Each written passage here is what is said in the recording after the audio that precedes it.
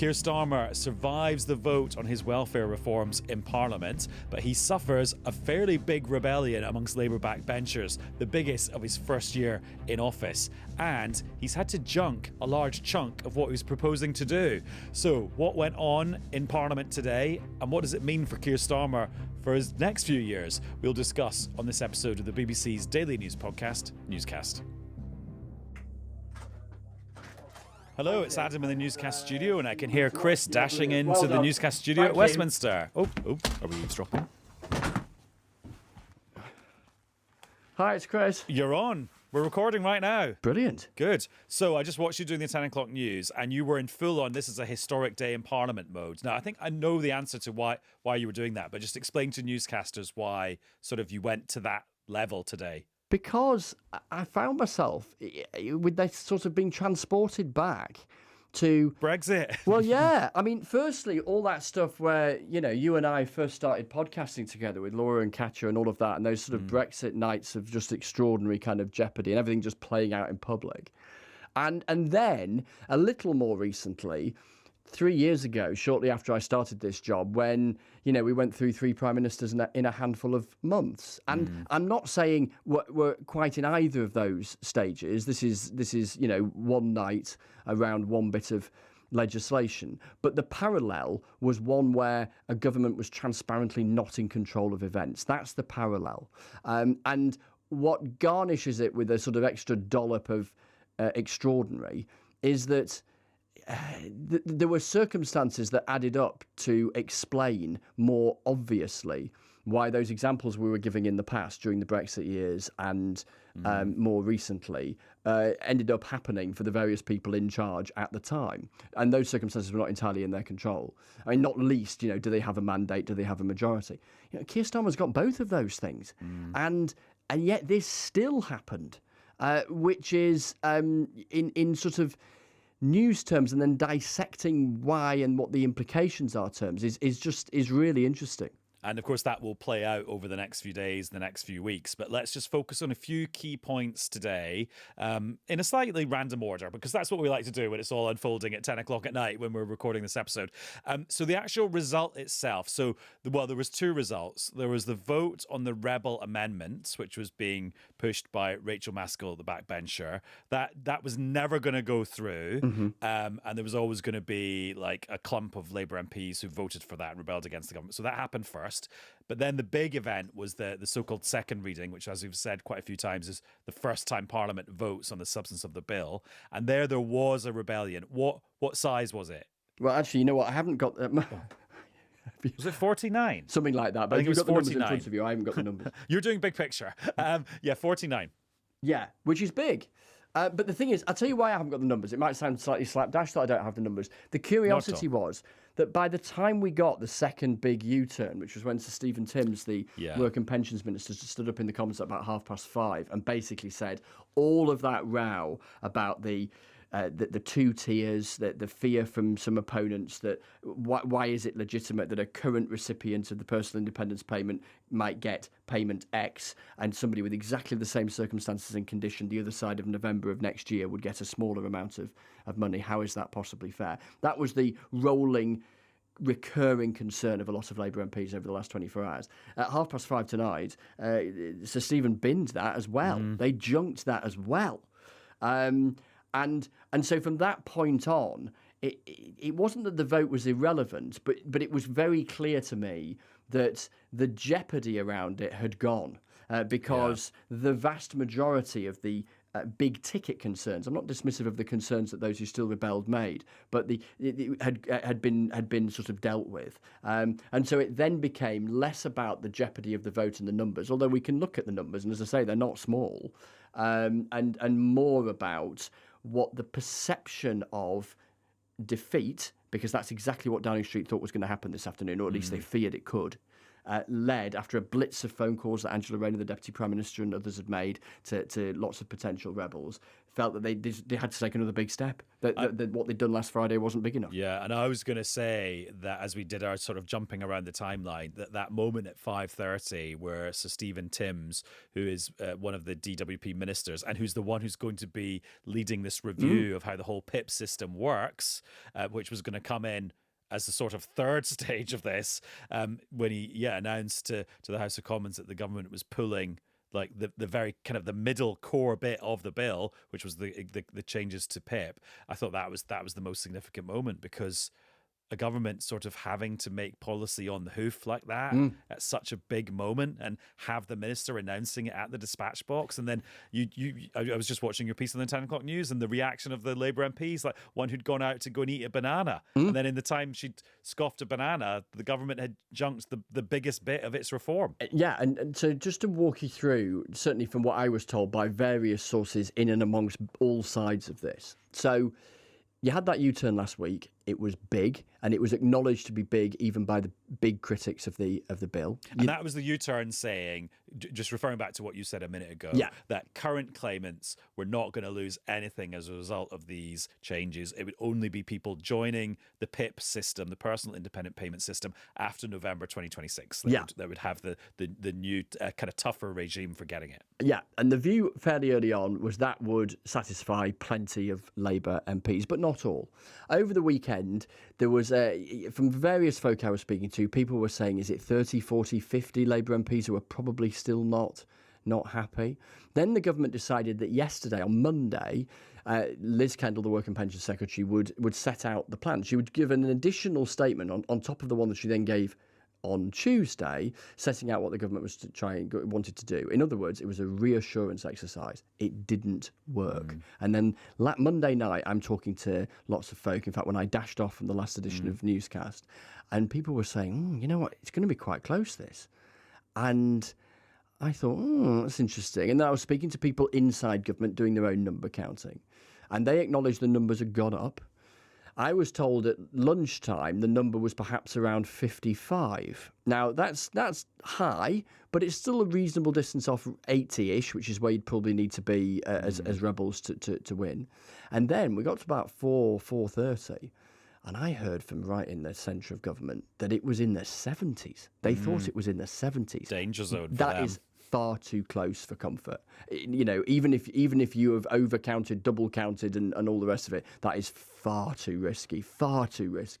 And sure enough, up popped, and you're absolutely right. The pivotal moment of the day was Stephen Timms in the chamber, in what would sound, if you were just dipping in, if you'd walked into the public gallery and heard those couple of sentences, they would have sounded dry to the point of being utterly inconsequential. But they were the pivotal moment of the day, and therefore the government subjecting itself to this sort of slow motion humiliation, which has rumbled on for over a week now, of them having to reverse out of two fundamental positions as far as welfare reform is concerned, because they can't persuade their own side less than a year on from that landslide election victory. And then you went to a quite dark corner of Westminster. So I made that sound really weird, but it was a you see it on TV, it's quite dark, to interview Liz Kendall, the Work and Pension Secretary. And this was you doing it on behalf of all broadcasters and all journalists everywhere, rather than like a sort of Chris Mason mega grilling. So let's listen to what Liz Kendall had to say to you and all of us. Secretary of State, whose fault is this shambles? Is it yours, the Prime Minister's, the Chancellor's? Look, I wish we had got to this point in a different way, and there are absolutely lessons to learn. But I think it's really important we've passed this bill for second reading. It puts in place some really important reforms to the welfare system, tackling work disincentives, making sure that people with severe conditions are no longer reassessed, and alongside our investment in employment support, this will help people get back to work, because that's the right future for them. Is your position really tenable, though? You've been repeatedly humiliated in the last week.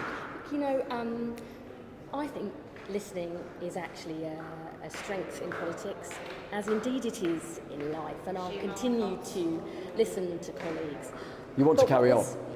Absolutely. You know, what was very interesting was how much support there was for the principle of reforming the welfare state, that those who can work should work but need help to do so, and that we need to protect those who can't work. The bill begins to make those changes alongside our welfare reforms. Does it really though? What's left in it?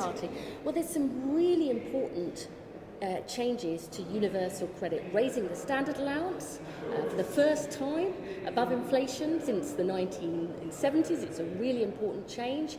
Tackling the disincentive, you know, to define yourself as incapable of work in order to be able to afford to live. We're also bringing forward a right to try, so people can have the confidence that they can try work without putting their benefits at risk. Those are really important changes. There's more to do, but I'm really pleased that this bill has got through its second reading. Isn't the simple truth that you've been making an argument that unless the welfare state was fundamentally reformed, it would be unsustainable in the future? And yet right now, you're not saving any money.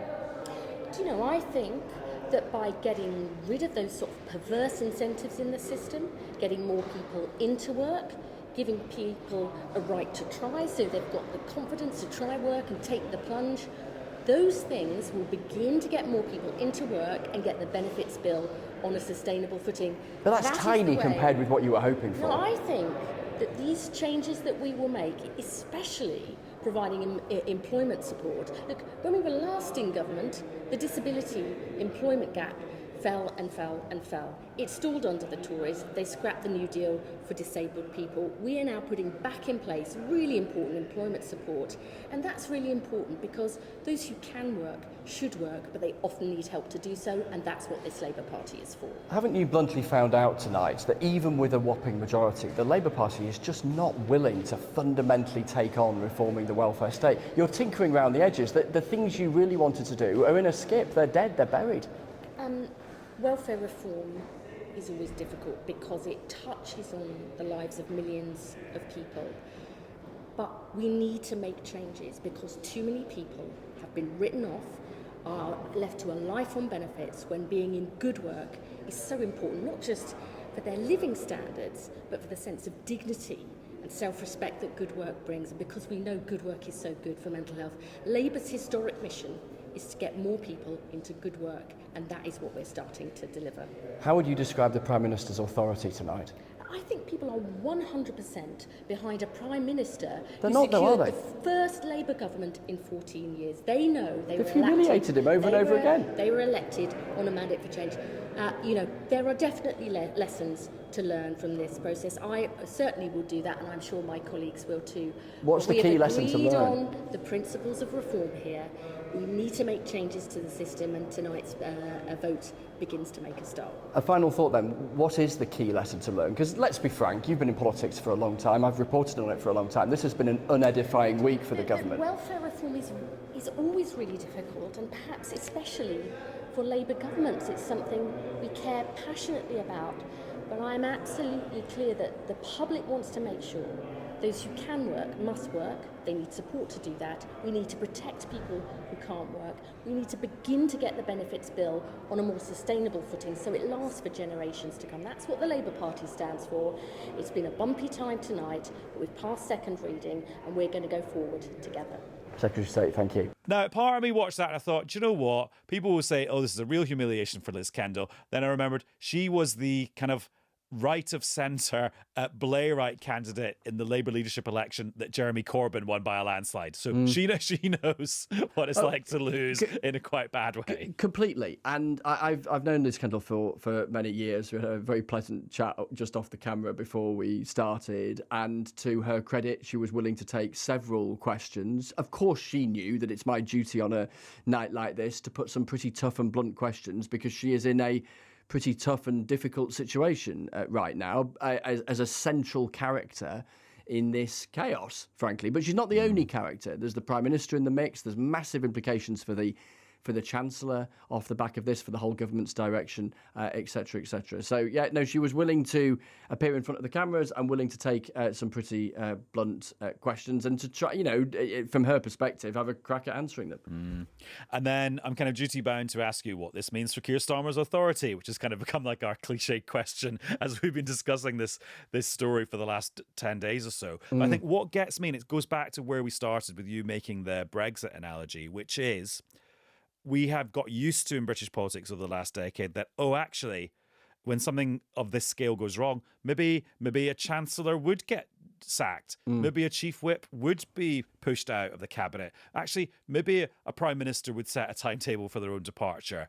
And so we're trapped in a world where we're used to those things happening, which used to be quite outlandish but became quite normal. But yet you are in a world where Labour's got a 3-figure majority. So actually means that those things are maybe less likely to happen, even if people are saying them. Completely. So the parallels and the atmosphere and mood, however fleeting, with those moments in the recent past are absolutely there. But we should be careful with the extrapolations from here on, because the reason why this is so remarkable is because the circumstances are so different from back then, and in both the sort of recent past and then going back 5 or 6 years into the sort of Brexit noise. So I don't think we should necessarily assume anything about what happens next. What I can tell you, one of the things I've sort of learnt doing this job and then kicking around at Westminster for a long time is that there are some days where you can just judge something by the mood and tone of people's voices. It's not really what they're saying,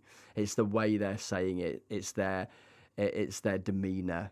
Because I speak to loads of folk, in government and the opposition parties and all the rest of it, all sorts of times of day and night and at the weekend and all the rest of it. And, there's a professional relationship there and you get to know them as human beings. And so you see them at moments, professional moments that are high and professional moments that are low. And within...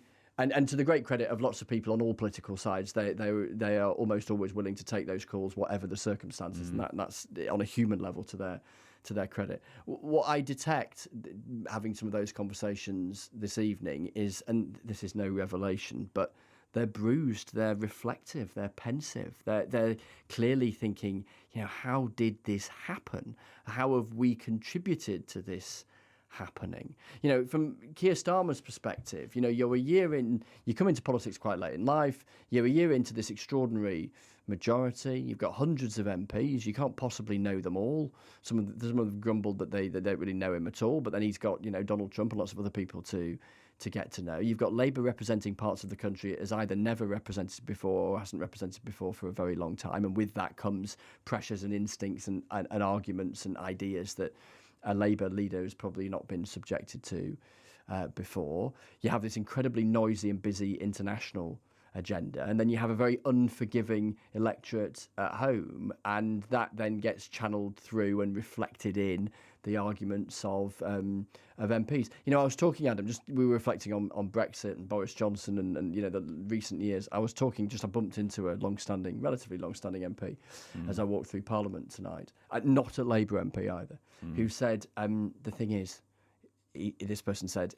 I can relate to it. It's what the Conservatives, this is a Conservative MP, it's what the Conservatives were doing a few years ago. It's a lack of patience amongst MPs now, and that's reflecting a lack of patience in the electorate because people are kind of fed up with a million and one different things, and that in the view of this MP is the kind of politics of now, and that a big majority, it might protect you from that every week of the year or even most months of the year, but it won't always protect you from it because these forces, so goes this argument, are too big or too overwhelming. And I think there's probably something in that. And then it's on top of that with this particular issue is that, changing the benefit system for Labour MPs is just particularly hard. It's a really hard ask, particularly for a lot of new Labour MPs who came of political age during the coalition years of the Conservatives and the Liberal Democrats, and what Labour regarded as and talked about all the time as what they saw as kind of outrageous austerity,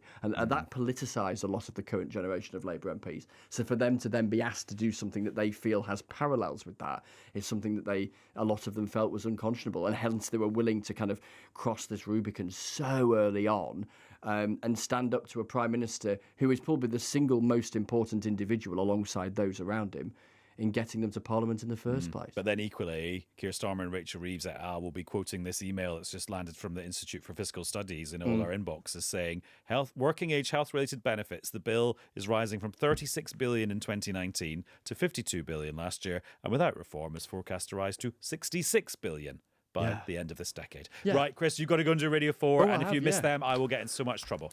I'm glad you reminded me. I lost track of time. See you later. And I do just think if you were listening to this and thinking, well, hang on, the government actually didn't lose the vote and maybe they've got their policy to a place that's got more support in the House of Commons, why does this matter? I would just say this is one of those moments that political journalists will be talking about for decades. This sort of thing is just not meant to happen in this sort of way if you've got a government that's in control of things. So that's what I would say about that. And I'm always one to try and sort of like check the drama queens, but that's what I'd say about tonight. Now let's relax after all those political shenanigans with, as promised, the latest newscast gimmick. So a few days ago, I got a message from BBC breakfast presenter Ben Boulos, who was doing the show from the BBC offices in Salford, and basically all the mugs in the kitchen had disappeared, and there was only one left that he could use. And it was so intriguing, he sent me a picture of it, and neither of us could work out where it came from. It looked like a one-off, not that brilliantly designed mug with a picture of Laura Kay presenting her Sunday show on it and the word Laura in green down the side. So, I mean, if you made that one-off bespoke Laura Kay mug, then do let us know, because we'd love to know its provenance. But it then got me thinking, hang on, could we do the news in mugs? Because I went to my own kitchen cupboard and I found quite a few mugs that have got a news element to them. So I brought in one today. That's my ASMR bit. This is my climate mug, which is this graphic that's been done by the University of Reading that shows the average global temperatures for each year from 1850 to 2020. And basically in the 1850s until about the middle of the 20th century, all the lines are quite blue because global temperatures were lower then. And then all of a sudden they get really red and actually then kind of quite crimson because they have increased up until now. And so this represents just the effect of our warming climate. And I think of that every time I have a black cup of coffee in there. Anyway, so what we want you to do is to go to your kitchen cupboard and see if you have any news-related crockery. And if you do, send us a picture and a little description of why it's related to the news. And you can send that to 0330 123 9480, or you can email us newscast@bbc.co.uk. And because it's a newscast gimmick, it's got to have a classic name. So the best we could come up with after extensive workshopping is Bruisecast. Get it? Not bruise like you've been repeatedly punched by some backbench rebels. Bruise as in cups of tea. Anyway, let's see how that goes. And we've got one other story to talk about today, which is that the police have arrested and then released on bail 3 former bosses of the nurse Lucy Letby, who was found guilty of murdering 7 babies and of the attempted murder of 7 other infants at the Countess of Chester hospital. So the person who can help us understand what's going on is the BBC's social affairs correspondent, Michael Buchanan, who is back on Newscast. Hello, Michael. Hey, Adam. Just explain where you are, because I can hear quite a lot of traffic behind you. Yeah, so I'm outside the Countess of Chester hospital, in the edge of Chester itself, and there's two-lane motor roads just on the other side of the camera, and they are making a lot of noise. And earlier on, people were shouting stuff at it as well, but that's what you expect, as you well know, when you come out of some places. And I suppose that hospital is somewhere that kind of you've had on your mind as a journalist for many years now. For a long while now, yes. I mean, this is where Lucy Letby used to work, and her convictions were based on her criminal behaviour at this hospital between 2015 and 2016. And it's perhaps worth taking a step back at this point, because there's a lot of stuff that goes on connected to Lucy Letby. But if we take a step back, there have been 3 police investigations into Lucy Letby's actions. The first one ended with her conviction for 7 murders and 6 attempted murders of babies at the neonatal unit here at the Countess of Chester Hospital. That was between 2015 and 2016, and she was convicted of those murders in August of 2023, and she was given a whole life prison term because of that. Spin forward a year to the summer of 2024, she was convicted of another charge, of another attempted murder. That was the conclusion, if you like, of one police investigation, but there have been 2 other that are ongoing police investigations related to Letby's actions as well. There is one that is looking into her actions both here at the Countess of Chester and at another hospital, Liverpool Women's Hospital, between 2012 and 2016. And then there is a third police investigation, and that's the one that these arrests relate to, and that is looking into the actions of the leadership of this trust between 2015 and 2016 and how they reacted to increasing concerns about Letby's actions. Well, and we can talk about Lucy Letby herself in a minute, but let's zoom in on that third investigation, and that's where there's been a big development today on Tuesday. Just explain to us kind of everything we know about what the police are doing here, what's happened. Everything we know and everything we can say. Well, what the police have said is that yesterday they arrested 3 people in connection to this third police investigation looking into how the leadership of the trust handled concerns about Letby's actions. Now, what this relates to is an investigation that was originally launched just after Letby's original convictions in August of 2023, and it was originally meant to be looking into just corporate manslaughter charges. But earlier on this year, it was extended to include a separate charge called gross negligence manslaughter, and what that determines is whether the actions or inactions of individuals amounted to criminal behaviour. And what the police have now said is that yesterday they arrested 3 people in relation to possible gross negligence manslaughter charges. The people have not been named at all beyond the fact that they were in the senior leadership team of this trust between 2015 and 2016, and they have all been bailed to appear before police, you'd imagine, at a later date. And thanks for explaining what gross negligence manslaughter actually is, because it's not immediately obvious from the name of the offence what it actually is. I think you need to have a bit of experience of it, as you have, to really understand it. But can you just explain the other one, the other offence, corporate manslaughter? What does the law say about that? Well, the corporate manslaughter is more sort of, I suppose, it looks as whether the organisation as a whole could have done something or didn't do something that it should have done.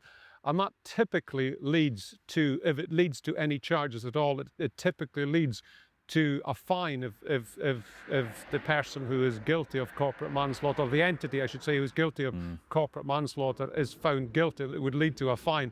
Whilst the potential with a gross negligence manslaughter charge on its very early stages is that individuals can be held to account for their actions. And of course, Michael, we should just say that the reason you said a minute ago, what we can say, is because this is active criminal proceedings. So we as a journalistic organisation, as broadcasters, don't want to jeopardise any court proceedings that may arise. We don't want to get involved in the justice process. That's 100% true. And it's not legal for us to go into anything beyond, because, as you said, proceedings are now active. But also, you have to remember that at the heart of this story are the families of the people of the babies who died at this trust. And we, beyond the legal niceties, the legal rules that we have to follow, we don't want to do anything that could potentially jeopardise what they want at the end of the day, which is what all families want in these circumstances, which is for the full truth to emerge and for anybody who was culpable to be held to account. And so we've got to be careful about what we say, not just from a legal standpoint, but also, if you like, from a moral standpoint. And bearing that in mind and respecting that advice, what does what's happened today mean for Lucy Letby herself and the people who are campaigning either to have her conviction overturned or at the very least re-examined? Well, what Cheshire Police said in their statement is that these arrests do not impact at all, or do not have an impact on Lucy Letby's conviction. She remains, as we speak now, convicted. She remains in prison, and she has failed twice to have her convictions overturned, failed when it comes to the Court of Appeal. Now, of course, she's now got a new legal team, and they are saying that these arrests will not stop them talking about their belief that Lucy Letby's conviction is not safe. Her case is before a body called the Criminal Cases Review Commission, and they are assessing at the moment whether they think there is anything suspicious about her conviction. As you said, there's an awful lot of people who have questioned whether her convictions are safe. There was a panel of experts that produced a report earlier on this year that said that in their view, nobody had been murdered due to Lucy Letby's actions. That is not, I repeat, not what the courts have found.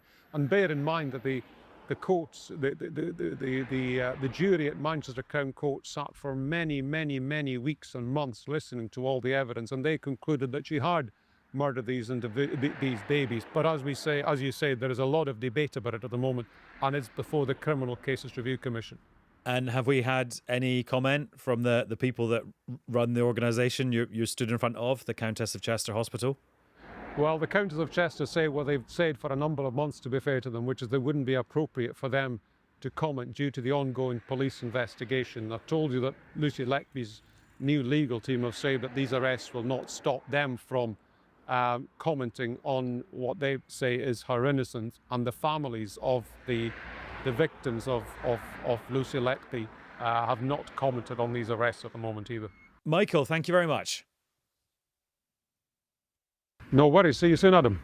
And that's all for this episode of Newscast. Remember to send your entries for Bruisecast, our News in Mugs feature, to newscast@bbc.co.uk or via WhatsApp 0330 123 9480. And if you want to see a picture of the Laura Kay mug that sparked this and my climate mug, which continued it, I will post them on my Instagram.